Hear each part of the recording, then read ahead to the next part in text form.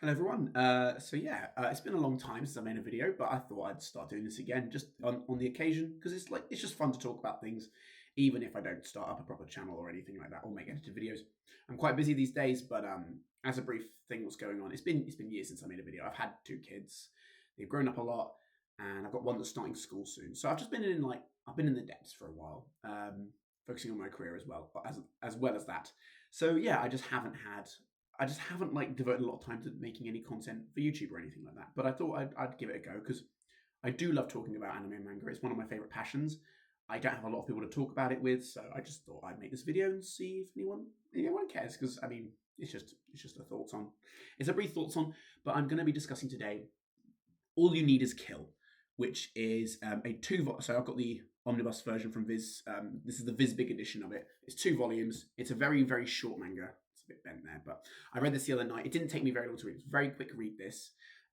It's based on a light novel, and it's also the light novel's also been adapted into a film called Edge of Tomorrow with Tom Cruise, which I haven't seen. I haven't read the light novel, so this is my only exposure to this story. This is my only experience with it.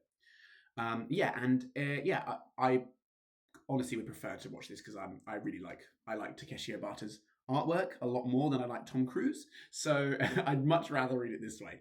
And yeah, this didn't take me long to read at all. It's about as long as the film would be. I think it's probably about 90 minutes. So this took me about a little over an hour, and it was really fun. As spoiler-free reviews, I'll go into spoilers in a second for my thoughts on this story.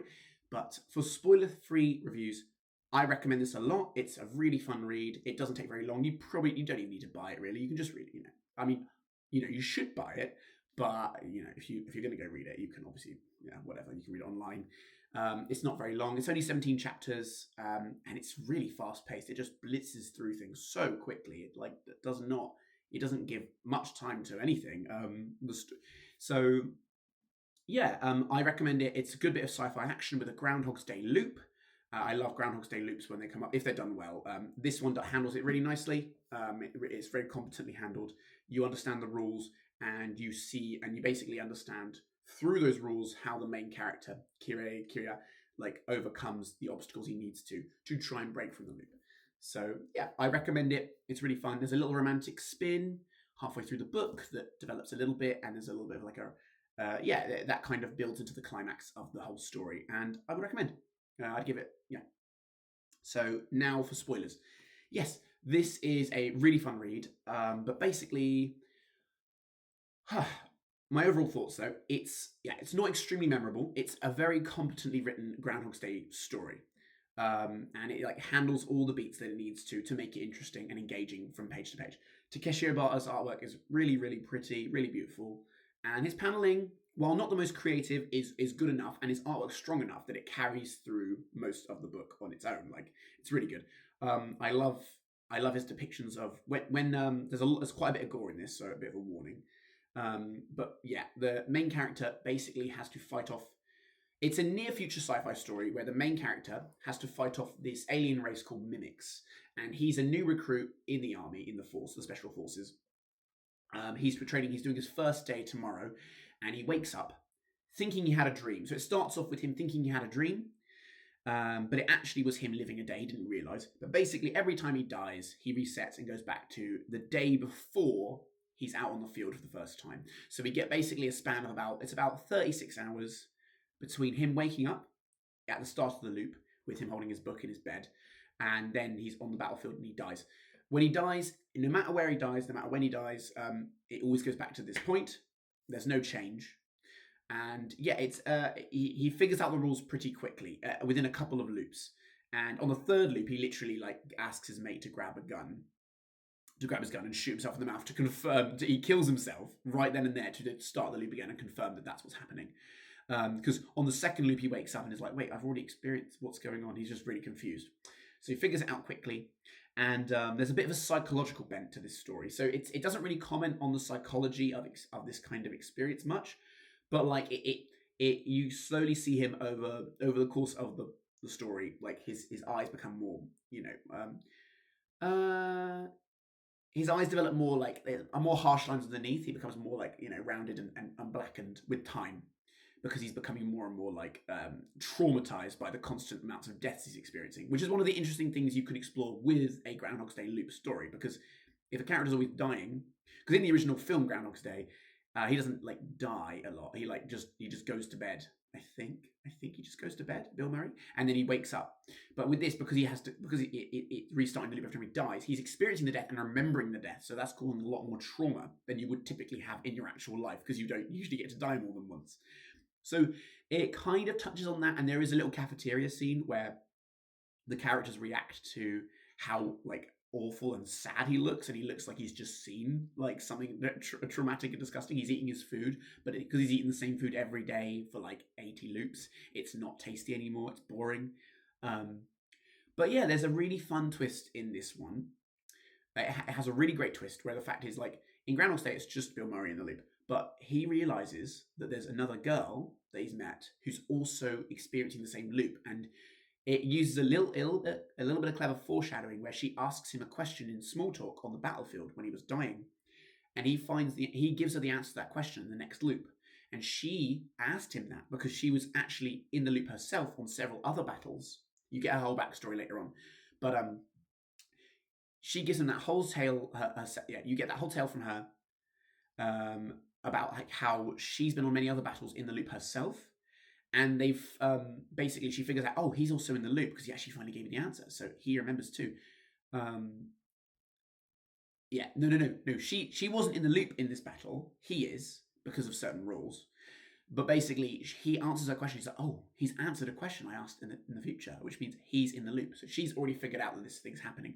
Basically, with the mimics themselves, spoilers, there's a server-based mimic that has like a thing that's like different to all the other mimics. They shoot massive laser beams and they destroy things. It's quite gory, but the gore's really, really well depicted by Takeshi. It's really pretty. I quite like it. But yeah. It does carry the weight of the death. It looks very like visceral and disgusting, as it should. But yeah, these mimics, there's one of them that's like the server mimic, and if you defeat all the other mimics, then defeat the server mimic, then you don't repeat the loop, and that's happening on every battle. They always come with this system, I guess. It's a bit strange, but there's a twist later on. You learn that she's in the loop herself, and then they form a connection and a sort of bond together because they're both tied romantically together by the fact that they're both the only two people that seem to have experienced this loop, this time loop gimmick. So it's a very it's a very effectively crafted loop. You understand the rules.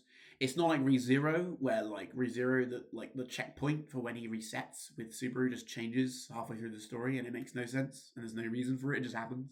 Really annoying. I'm not a fan of ReZero, but yeah, I think this is a really good instance of this kind of narrative. The main character and the girl, they do get development, you do get a backstory, but it's very fast paced. Like, we go through loop after loop, and then we jump to loop 50, loop to loop 80. We don't spend a lot of time in that whole system and like him figuring it out. We get glimpses of how it's affected him and how he's learned all these different aspects of the whole base and where everything is and what everyone does. We learn that that's happening and that he's figuring out everything through all these loops, because, you know, he first figures out how to fight the mimics, how to avoid them, and he becomes like an incredible god at fighting them. But it's mostly carried on the strength of like the narrative, not the characters. He's not a very interesting character as a person, but he's not unlikable. Unlike Subaru, who's an annoying protagonist, Kiriya is a very boilerplate person, but he's very well set up to be a badass. He's cool enough. I don't dislike him as a character, and nor do I dislike. I like the girl as well. They're nice. They're a nice couple. They're fine. They're perfectly fine. They work perfectly well for the story, and they sort of develop a little connection. But it's literally spent like, you don't get a lot of fanfare or a lot of time with them because it's only 17 chapters. You get like 2 chapters, 1 chapter of them spending a day together, realizing that like, you know, and then like you get a little line from Kirei saying, oh, well, you know, we have to defeat the mimics tomorrow because I don't want to forget this day with you. I want you to remember this. And it's a cute little moment. But I will say there is a little bit of a cheesy twist right at the end where he has to kill her because they've spent so much time on the battlefield. They start developing mind grains. They start developing mind grains being exposed to these particles that the mimics emit. But those particles basically cause them to have migraines after many loops, and then they become part of the server network, the network that causes them to go in the loop. if they kill the main server without killing all the other mimics first, the other mimics can reset it themselves, and they don't die. And you kind of get this like twist later on. So, but they become part of it because they're exposed to them so many times. That's fine. I can totally accept that. But yeah, it gets revealed right in the final like moment of like the dramatic climax of the whole story. She reveals that to him, that she has to fight him in the middle of the battle, which is a little bit cheesy. It's a bit ham-fisted. It didn't need to be done that way. She spent a whole day with him, having fun with him, just to tell him like, no, we've got to fight now. Yeah, it was a bit far. It didn't need to be that way. She wouldn't. She doesn't seem like the kind of character that would bring that up right then and there. You know, it was just to make it like, it was just to add a bit of extra tension to the climax romantically, because now they've got to fight each other. But the ending is nice. It's a very cute. It's a very sweet, a bittersweet ending for her, like how he basically paints his suit the opposite color to her, to basically represent like the fun day they had together, and their relationship, for as brief as it was. She does die.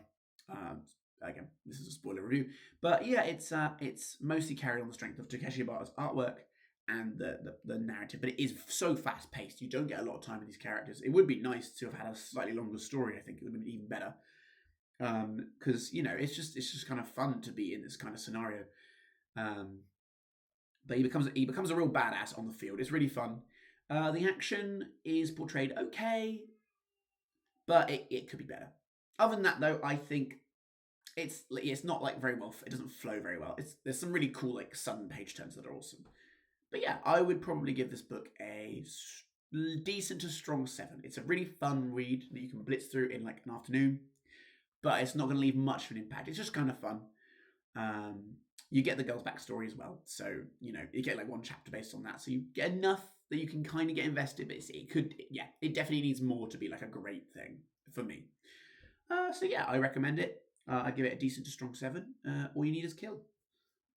It's not written by Tsukimi, the guy that works with him on like Bakuman and Death Note. It's written by a different guy, but it's competently written. This dialogue's fine.